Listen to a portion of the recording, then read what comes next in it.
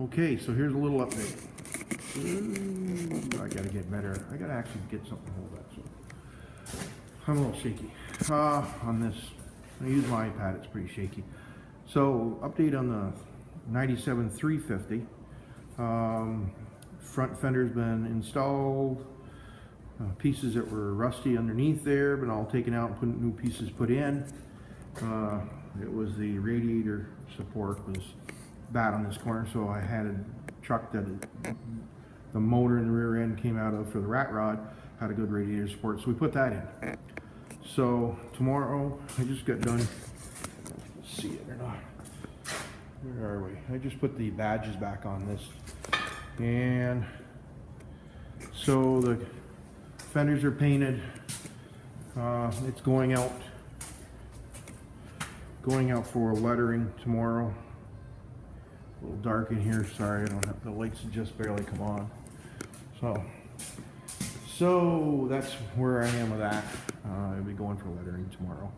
Then we'll be putting it back on trailers, and it'll be it pulls trailers, and it also doubles as a plow truck as needed.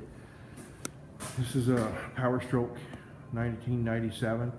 It has around 80,000 original miles on it. Actually, I'm gonna have to do a little repair to the floor on the driver's side where our feet sit all the time. It's kind of made it, there's some few holes in there. So instead of buying a floor, I'm just going to take the carpet up. Actually, it's got a vinyl floor. Take the vinyl floor up, I'll take the seat out. And there's just two little spots, probably. One's about 6-7 inches long, one's about 3 inches long, and they're about 1/2 inch wide, right where the water runs over and meets the molding, the door jamb molding. And it's just through in a few places, and I could probably go right at it with a screwdriver and get the rest of it. So that's that. And I didn't do anything else. I haven't worked on the rat rod tonight at all. There it is. So, and here's an update. Had somebody ask me about doing the cool side over here. Hopefully we're gonna get going on this the next week or so. And we're going to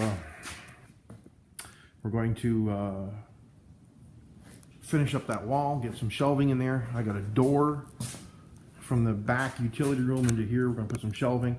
We're going to put things like the generator and stuff under the shelving. I am going to leave the wall over here open behind the trackless so we can back the trackless in. We put the blade on it and tried it. We took the broom off it and it works. The blade works pretty good. And I've got the pieces in there. I'm going to fabricate the new mount for the blower so I can put the blower on it, because that's what we'll use it for. Later on, we're going to get some pictures of that when we do a paint job on it. We're going to take care of the little bit of rust that's on it and paint it up. It's actually in pretty decent shape for the year. And so here's my twister. It's a hammerhead twister. It has reverse. It has independent suspension. It has a, I don't know if I can get in there. You can probably see it over here on this side. It has a torque converter belt drive system. Both are live axles. It spins donuts like crazy. I picked this up this summer. It wasn't running. I had to put a CDI box on it. I knew to put a new coil and plug in it and a battery. And it's just about ready to go away for the winter.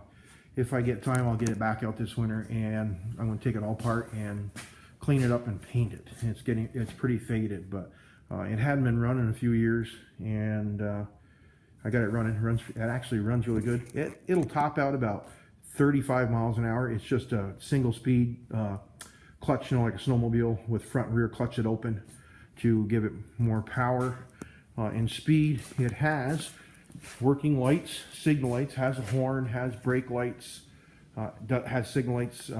Apparently there's a place on the back for a plate. I'm not sure who in their right mind would register this for the road, but I guess you can. You can see the travel on the suspension right here.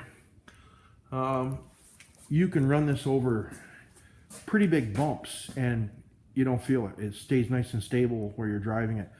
I went originally looking for a go-kart for the kids, and I did get one of those, but then I came across this one. We were looking one night at go-karts, and the guy said, oh, I'd sell it. So we bought it. I had never seen one, and then I got looking on the internet. They are pretty popular. There were a lot of them sold. I'm not even sure the year of this. It's somewhere around 2000, but it does run good. So that's where we're on that. I had one of the guys I had mentioned about the twister in one of my comments, and he asked me if I could shoot a couple shots with it, and that's what it is. If I can get a better shot of it so you can see what it is. He's building a machine that's similar to this, but he's doing it from scratch, and he's doing a hell of a job. And all the thought process that goes through it, what he's doing is, is just as tedious as putting a car together or, throwing a motor back together. Everything, what he's done is components, and what he's using, what he has. And basically what we do a lot of is use what you have. So that's what he's doing. He's making one that's similar to this. It looks a little bit like this, except his is a single, I believe, single seater. This is a twin seater. So, and then we'll get this out. This is my 2001 600. It's an MXZ. It's got a trail pipe on it. It sounds pretty cool. And we have this one. I have a 700 Formula Z, and we have the old Polaris, the 580 Polaris Indy Trail. It's got reverse and stuff, but this don't think this. Yeah, there's no steady track on this one. The 700's got the steady track and the Indy Trail, but this thing will smoke a lot of bigger sleds. It's light and it's fast. The guy had some jet work done to it before I ever bought it, and I'm gonna put the cover back on it. Got to get it over here and get it washed up a little bit and put a coat of wax on it. I'll put the cover on it, but once it gets cold weather, we'll get a couple shots of that running. That thing, for a 600, I've had some other 600s. This is pretty snappy for what it is. So, yeah, so cool, huh?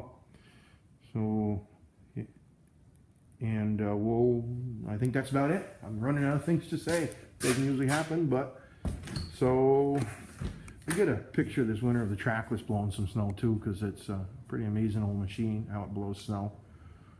They call it ribbon snow way out 30-40 feet. Well, that can do 25 feet pretty easy for, as an old machine.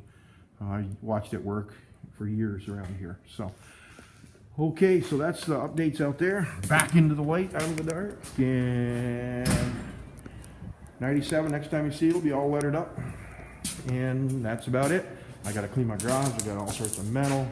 Actually, there is the frame that's got to be repaired. There's some pretty skanky welds that broke apart on that. So I've got a bunch of square tubing, and I'm going to refabricate it and make it so it looks awesome. At least I think it will. Okay, so that's about it. Another shot of the 50. Yeah, I'll give you my best shot. This is the shot I like so far. A little vein or whatever, but I don't know. I just like the way that sits. Yep. Okay. Have a good one.